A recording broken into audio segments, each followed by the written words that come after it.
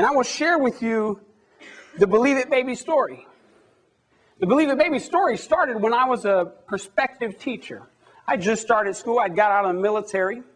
I was training in the World Class Athlete program for the Olympic Games. Injuries were catching up with me, and you'll find out a little bit about that later.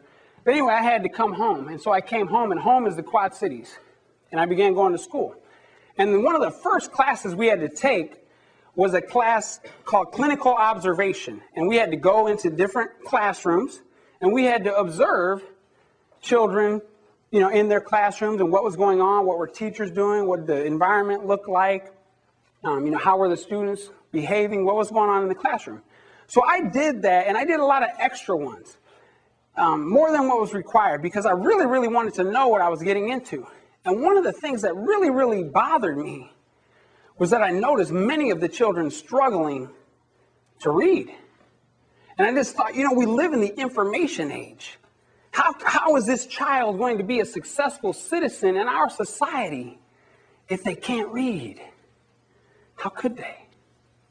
And that really bothered me. And I made a commitment to myself at that point that I would learn everything about reading that I could, so that, number one, I could make sure that my own children someday, we didn't even have children. That was when we could just go anywhere. You remember those days. And so anyway, I made a commitment at that point that I would learn everything, not necessarily because I wanted to be a great teacher, although I did, but I didn't see myself teaching elementary. I actually had a middle school endorsement and thought, well, by middle school, they should be reading, so I'm not really focused on reading for the sake of being a teacher. I'm more focused on reading for the sake of someday being a parent. And a couple years later, I found myself in class, and I was finishing up, about to graduate, and we happened to be expecting. And that was a miracle in and of itself. We had some fertility issues to overcome. And so this was a really neat experience, and I was learning all I could. I had to take this class in early childhood literacy. And I was really, really reading the textbook. And most of the time, I never did that. And I was doing it because I wanted to know, okay, what do I need to do in order to make sure my child is successful as a reader? And the two things that I remembered, and I did read the whole book, I only remember two things. Retention is not great on my part. But the two things I remembered was they talked about phonemic awareness, which was, in my terms, just basically the ability to recognize rhyming sounds, word patterns, and rhythms of language. And so I figured, well, I'll read Dr. Seuss like crazy. He has a lot of rhythm. And so I read a lot of Dr. Seuss books to our child who was developing in the womb. And the other thing that they talked about was what's called the alphabetic principle. And my understanding at that point was that, am I shorting out here? My understanding was that the alphabetic principle was that you know the alphabet. You recognize that this is C, these symbols of language. You recognize them. And so I did something later when our child was born, but I'll get back to the day she was born. Actually, my wife went into the hospital at 29 weeks. So very scary. She stayed in the hospital for a week, inverted. Her water broke. So they're trying to keep all the water we can. Very tough week for my wife. And they were really, really worried about our child. And I was really worried because all the things I had read about premature babies was that, they're cognitively delayed. They stay behind a little bit. And it takes them a while to catch up. And many of them develop learning disabilities. And so it didn't look good from the things I had been reading about premature babies. And anyway, she was born. And when she first came into the world, her little fragile body laid motionless.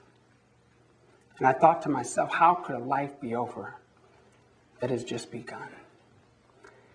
And as my thought ceased, she let out an amazing cry. It sounded like, Daddy! That's what it sounded like to me anyway. My wife, she has a different story. But anyway, so I began reading to her. I was reading to her the whole time in the womb. She's 9 weeks premature. So I was doing the things that I knew at that point to teaching a child how to read. They said that phonemic awareness and the alphabetic principle were the foundation of literacy. So I read Dr. Seuss every day, improved my reading skills. And I also would read these alphabet books and point to letters, and she was just a baby. And I was still finishing up school, so anything I had to read for school, I would just read to her. And so I just read more and more to her and exposed her to all this language. And before she was 1, and we'll show video footage later, before she was 1, she could actually go on the floor, and we had these big foam letters. Who has the foam letters? They're a mess to clean up, aren't they? Yes.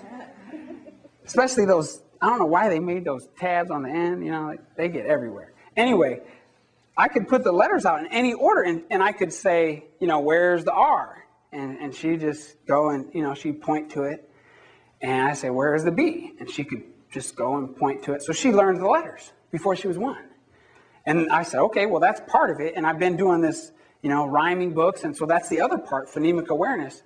And later, by accident, I came across some books written by a guy in the 1960s named Glenn Doman. And he was teaching babies how to read in the 60s. And he mentioned in his books people who were before him, other doctors and universities that were teaching babies how to read. And I said, well, wait a minute now. If these guys can do it, then I should be able to do it. Now, I'm not a doctor or anything, but I can follow directions. I did the other thing with the alphabet, and look, she learned the alphabet. So I started to try some of these methods out, and I started to develop them in my own way and kind of add a little fun to it, a little believe it baby fun. And so we just had a blast. And when I first told my wife about this, she's a very analytical type of person. Any analytical women in here? Yeah. Any husbands with analytical wives? I feel for you, brother. I feel for you. Anyway, she's not convinced. She's skeptical. She's like, yeah, right. You know, I'll believe it when I see it. Hence, believe it baby. All right? We see it and you believe it. And I'll show you later. Anyway, after the first week, I spread out these words, animal words, actually. We're sticking with animals. I spread out all these animal words like rhinoceros, elephant, all these words. And I showed her a picture of these words. I happen to have pictures of these. And I would say, okay, where's the elephant? And there's 17 words out. And she goes, and by this time, she is a very, very articulate child. So she pronounced things fairly well as a 2-year-old. And she would go and she'd just say elephant, and point to the right word. This was after the first week. Okay? Tiger. She points to the word tiger. Rhinoceros. So we proved it. And after that, you'll see video footage of her just a few months later reading sentences. And I will get into that in the second half. I'll get into the how-to